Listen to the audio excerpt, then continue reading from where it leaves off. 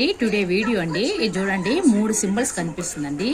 First స్వస్తిక్ అండి, ఓం symbol అండి, త్రిశూలం సింబల్ అండి. ఇది ఇంట్లో ఉంటే చాలా మంచిదండి.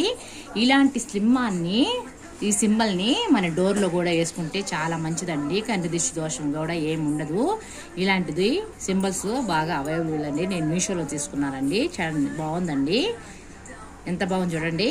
ఇది కానీ దీపారాధన ఇంట్లో పెట్టుకొని చేస్తే పూజ గదిలో చాలా మంచిదండి. డోర్ మీద వేసుకుంటే కూడా చాలా మంచిదండి. ఇది ఖచ్చితంగా ఇంట్లో ఉండాలండి.